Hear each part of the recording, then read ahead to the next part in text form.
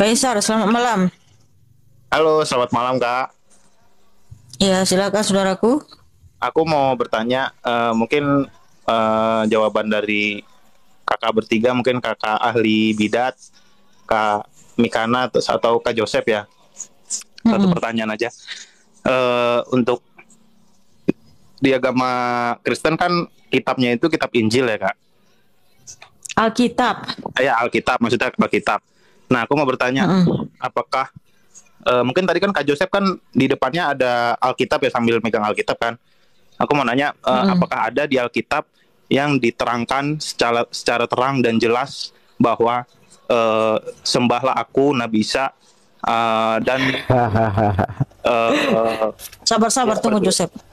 Sembahlah aku Nabi Isa dan akulah Tuhanmu. Apakah ada secara terang dan jelas? Mungkin itu Kak. Terima kasih.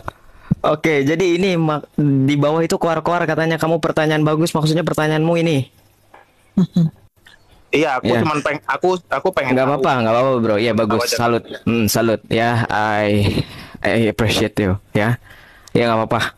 Nggak, bukan maksudnya bukan diskriminasi nggak ya. Saya salut ya. I respect you ya. Enggak, cuma Di pengen tahu. mana Yesus dikatakan dengan jelas apa tadi katanya Nabi Isa. Ya perlu diluruskan ya Nabi Isa itu tidak ada di dalam Alkitab. Ya Mau maksudnya, sampai botak bulak-balik Alkitab tidak menemukan Nabi Isa.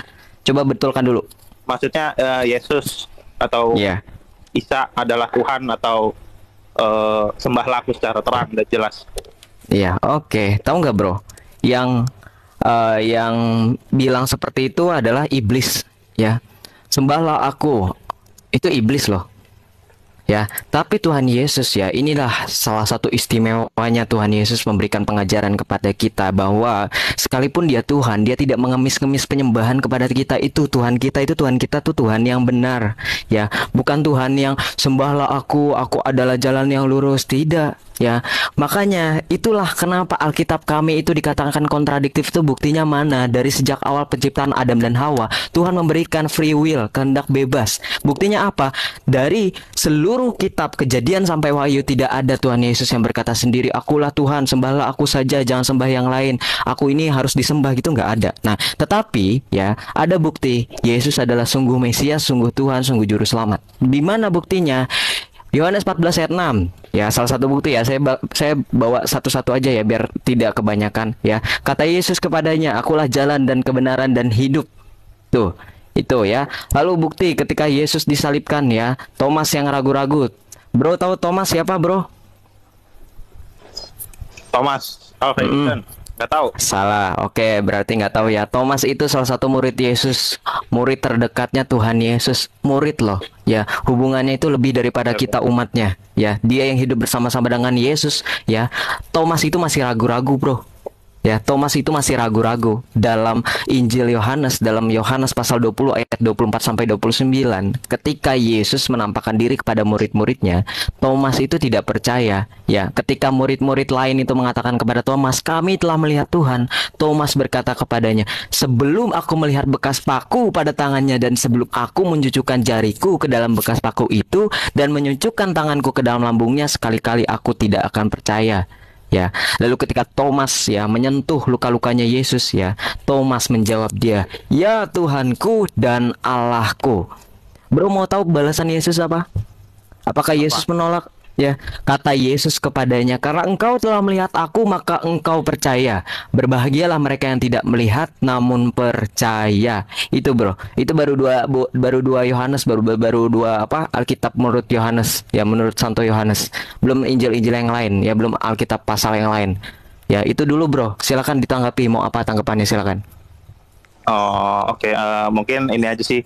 Tadi yang pertama apa tuh, Kak Joseph? Yang apa, ayat apa? Yang pertama? Catatlah bro, catatlah Yohanes pasal 14 ayat 6. Ya, ayatnya gimana tadi? Maksudnya Kata ininya? Yesus kepadanya, "Akulah jalan dan kebenaran dan hidup. Oh, Tidak ada seorang pun yang datang kepada Bapa kalau tidak melalui aku." oh. Ya, silakan. Apakah itu sudah sangat terang dan jelas, Kak Oh, Joseph? belum terang. Oke, kita buka Injil yang lain ya, Bro Nantang. Oke, ya. Nggak hanya Thomas yang menyangkal, Bro. Ya, Rasul Thomas juga menyangkal Yesus tiga Enggak kali sih, loh, Bro. Kak Joseph. Ini nggak menantang sih ya, cuman hanya Iya, nggak tahu apa-apa. Iya, jawabannya. nggak apa-apa. Iya. Rasul Petrus itu bahkan salah satu murid kesayangan Yesus itu menyangkal Yesus 3 kali loh bro. Ya, itu ada di dalam Alkitab ya. Penyangkalan Yesus itu dinubuatkan oleh Yesus sendiri ya. Yesus berkata pada Injil Matius ya, The Gospel according to Matthew ya. Pasal 26 ayat 30 sampai 35, Yesus berkata kepadanya, Aku berkata kepadamu, sesungguhnya malam ini sebelum ayam berkokok engkau telah menyangkal aku 3 kali. Lalu apa yang kata Petrus? Apa kata Petrus kepada Yesus? Sekalipun aku harus mati bersama-sama engkau, aku tak akan menyangkal engkau. Petrus masih menyangkal loh, padahal Yesus sudah menubuatkan. Lalu dalam Injil Markus ya, pasal 14 ayat 26 sampai 31, Yesus juga berkata juga sama. Sebelum ayam berkokok 2 kali engkau telah menyangkal aku 3 kali, Petrus ya. Dan penyangkalan Petrus itu kemudian digenapi dalam Injil Matius pasal 26 ayat 69 sampai 75. Maka datanglah seorang hamba perempuan kepadanya, katanya, engkau juga selalu bersama-sama dengan Yesus orang Galilea itu. Tetapi kemudian Petrus menyangkalnya di depan semua orang itu, katanya, aku tidak tahu apa yang engkau maksud ya. Lalu kemudian ketika ia pergi ke pintu gerbang, seorang hamba lain melihat dia dan berkata kepada orang-orang yang ada di situ, orang-orang ini bersama dengan Yesus orang Nazaret itu. Dan kemudian Petrus juga menyangkalnya kembali 2 kali loh bro. Menyangkalnya pula dengan bersumpah, aku tidak kenal orang itu. Lalu kemudian orang-orang yang ada di situ datang kepada Petrus dan berkata, pasti engkau juga salah seorang dari mereka. Itu nyata dari bahasamu. Maka mulailah Petrus mengutuk dan bersumpah, aku tidak kenal orang itu. Dan pada saat itu berkokoklah ayam. Ya, itu kurang terang apa lagi bro? Ya, Petrus menyangkal Tuhan Yesus 3 kali, itu sudah dinubuatkan oleh Tuhan Yesus. Bahkan sebelum 1 miliar orang yang saat ini menganut agama yang lahir pada abad ke-6 ya, yang menyangkal Yesus adalah Tuhan ya, sebelum dari mereka itu sudah ada murid-murid Yesus yang menyangkal ya. Maka dengan jelas dikatakan dalam Alkitab, firman Tuhan, Yesus sendiri yang mengatakan, sebelum dunia membenci kamu, dia terlebih dahulu membenci aku. Itu bro, penggenapan Yesus adalah Tuhan ya. Ya oke, saya kira itu dulu ya Kaisar ya. Ya cukup. Biar kita naikkan dulu yang lain. Makasih saudaraku, Tuhan Yesus mengasihimu. Ya, tepuk tangan buat Kaisar yang cakap dan manis. Selamat malam Henry, honor. Selamat malam Kak Mikana, salam. Salam. Silakan saudaraku. Izin bertanya Kak. Silakan. Di dalam kami umat Islam, di dalam Al-Quran, di dalam surah Al-Imran, Inna dina indallahil Islam, sesungguhnya agama yang diridhai oleh Allah itu Islam. Saya bertanya, adakah di dalam Injil perkataan Yesus yang mengatakan Kristen adalah agama yang apa maksudnya? Yang disetujui oleh Tuhan Yesus.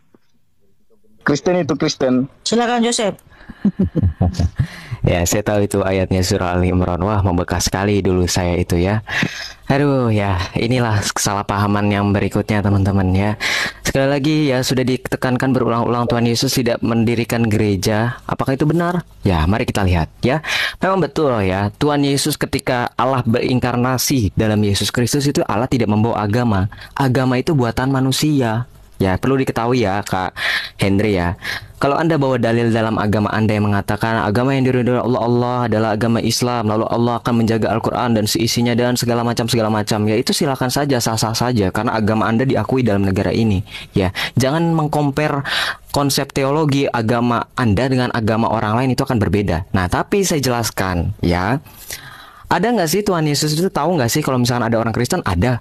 Ya, dalam kitab suci ya ada banyak sekali ya eklesia. Tahu eklesia artinya apa? Eklesia itu artinya gereja. Ya, dalam perjanjian lama itu berasal dari asli katanya itu kahal Ibrani yang artinya adalah kumpulan orang-orang. Ya, makanya dalam terjemahan Alkitab LAI ya, itu sebagai jemaah. Tetapi sekarang kalau saya tidak salah ya, saya belum beli lagi untuk terjemahan yang baru ini, diganti menjadi gereja karena dari kata eklesia itu sudah ada. Tuhan Yesus sudah tahu ya. Bahkan ya di dalam Alkitab sendiri Tuhan Yesus berfirman kepada Petrus ya, "Engkau Petrus ya, di atas batu karang ini akan mendirikan jemaatku." Ya, itu salah satu buktinya ya. Itu Matius pasal 16 ayat 18 ya, berbunyi seperti ini, Kak Henry ya. "Dan aku pun berkata kepadamu, tu es Petrus, engkau adalah Petrus, dan di atas batu karang ini aku akan mendirikan jemaat." Nih ya, jemaat itu artinya eklesia ya, gereja, jemaat ya, dan alam maut tidak akan menguasainya ya. Jadi inilah bukti bahwa Tuhan Yesus sendiri tahu loh. Ini masih Tuhan Yesus yang mengatakan loh ya. Itu saja, singkat saja saya. Ya, silakan lanjut apa lagi?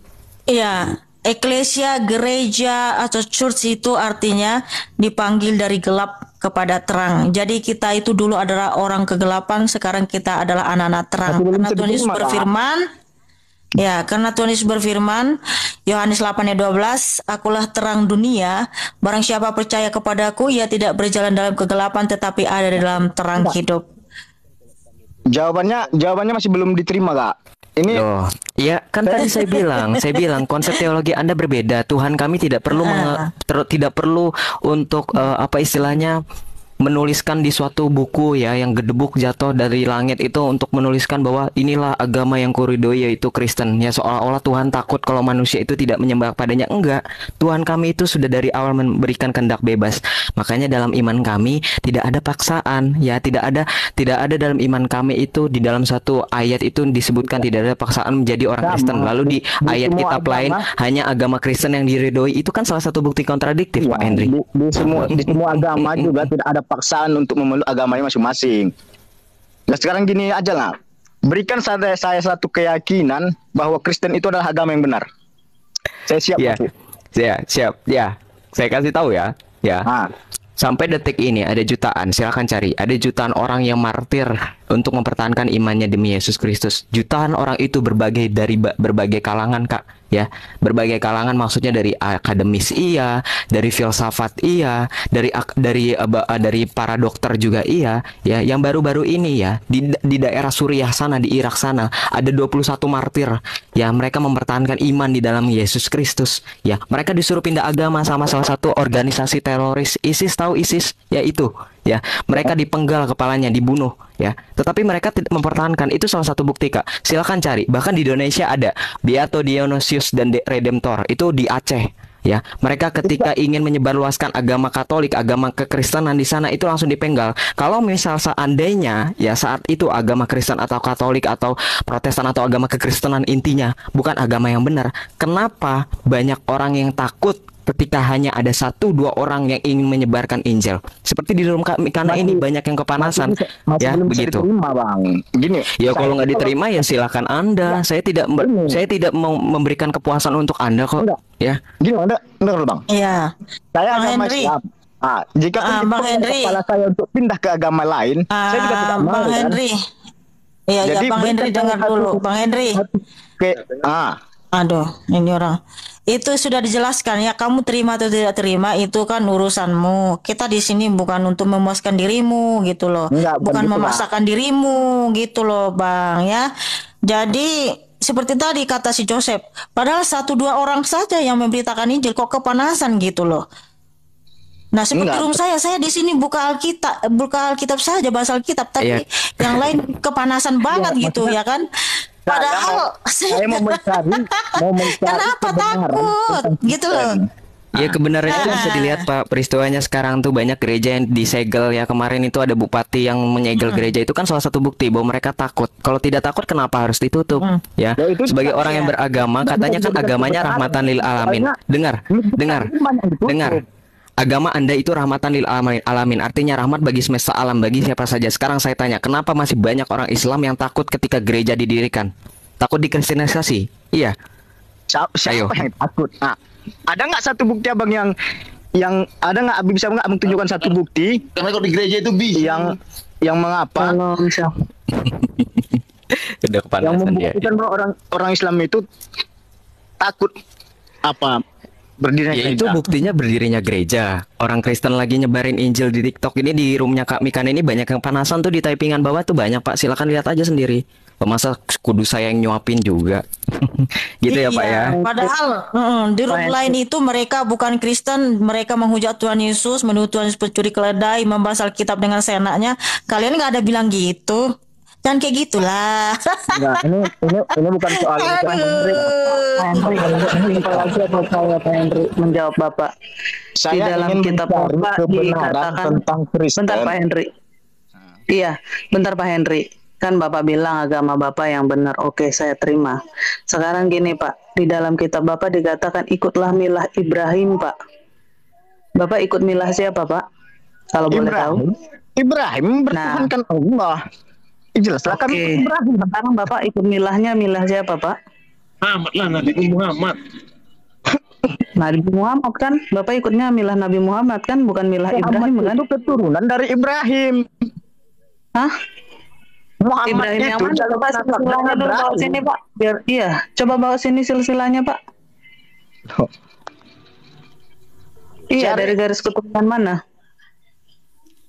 Kalau Bapak ingin mencari silsilah Nabi Muhammad sampai ke Ibrahim,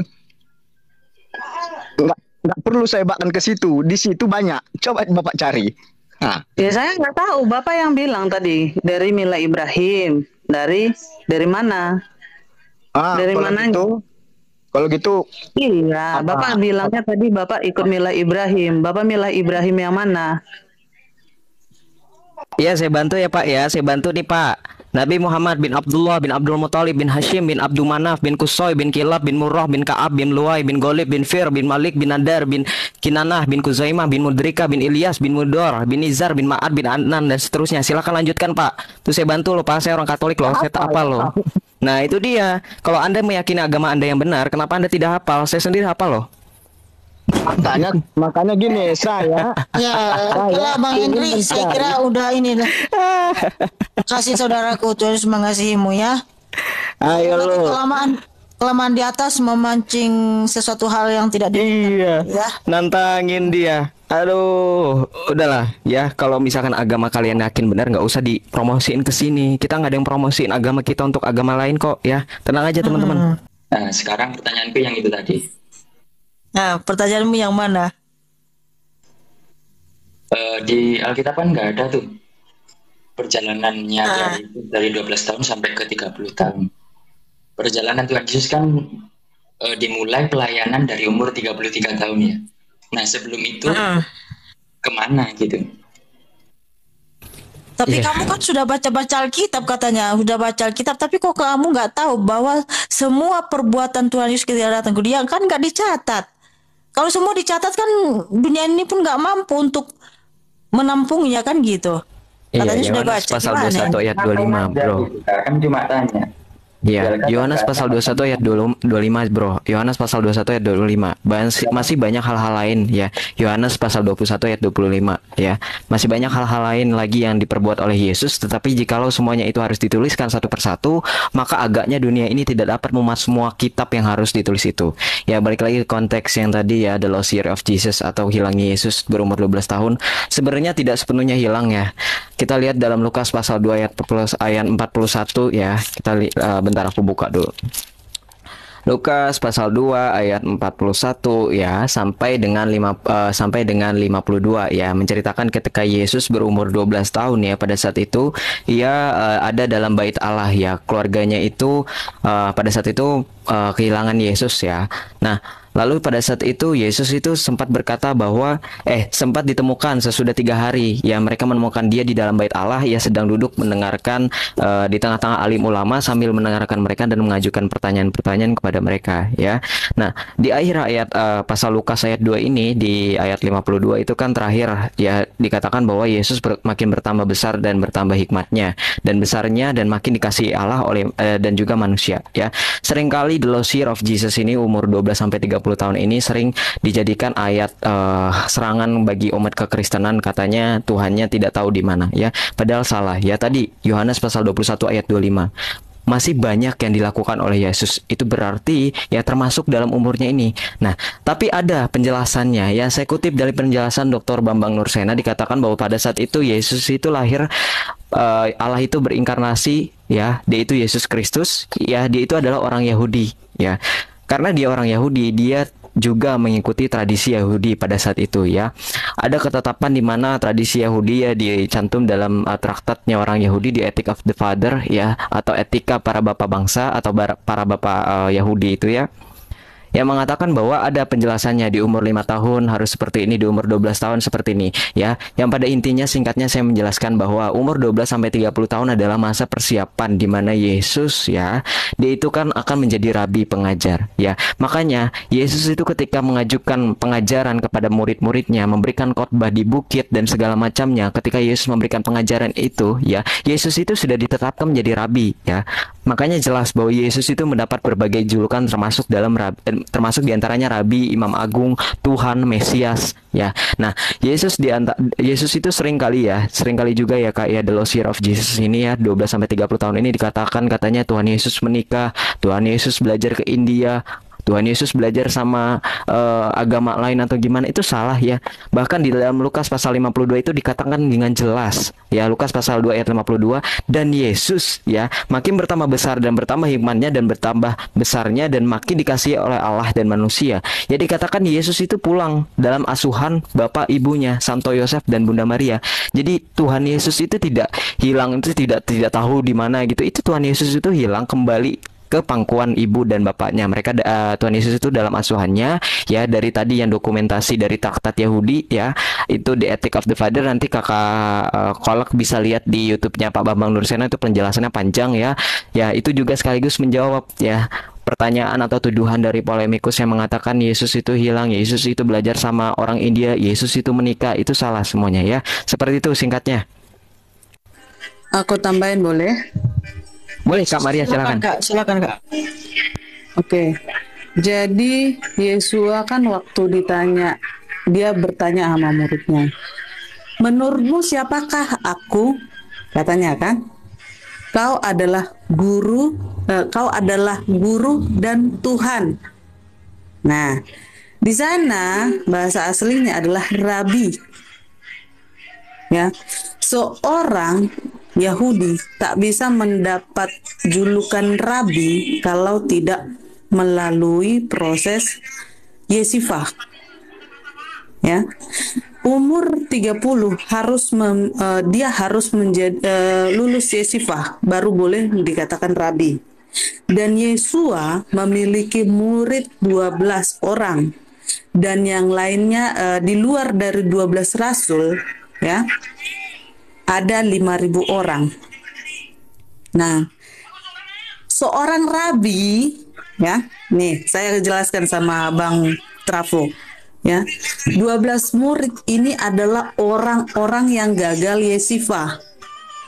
Nah, yang 12 ini diambil oleh Yesua dan dimuridkan kembali, maka diluluskan oleh Yesua menjadi rabi. Nah, disinilah juga dia mengangkat selain 12 itu ada 5.000 orang di luar dari mereka. Jadi, Bang Trafo, umurnya dari 1 sampai umur 12 tahun tadi disebut, ya, di dalam Alkitab itu dituliskan bahwasanya dia sudah menjelaskan Alkitab, bahkan ahli Taurat sekalipun terkejut melihatnya karena dia mampu menjelaskan, ya, menjelaskan tanda dan tanda dan apa ya di dalamnya itu dikatakannya, tanda dan pengetahuan yang di luar dari mereka, sampai yang mereka sendiri pun lebih dalam, yang dijelaskan oleh Yesus itu lebih dalam. Di manakah dia belajar? Nah, artinya Yesus di sana dijelaskan bahwa dia mengikuti tradisi, bahwa seorang anak harus mengikuti tradisi untuk mengemban pendidikan agar dia memiliki legitimasi untuk menjadi rabi dan mengangkat 12 murid yang diutamakan, 12 murid utama dan 5.000 lainnya. Gitu, Bang. Jadi Ya. kalau kamu bertanya sama saya, ya Yesua harus mendapatkan legitimasi agar dia dapat menjadi seorang rabi di hadapan orang Yahudi. Gitu. Oke. Oke Kak, saya kira itu udah cukup dulu ya. Oke, kolektor mau tanya lagi. Enggak usah, satu aja dulu saudaraku. Ya, satu aja dulu ya. Oke lah. Nah, Tuhan Yesus mengasihimu. Jangan lupa baca Alkitab berulang-ulang ya. Oke. Terima kasih. Oke,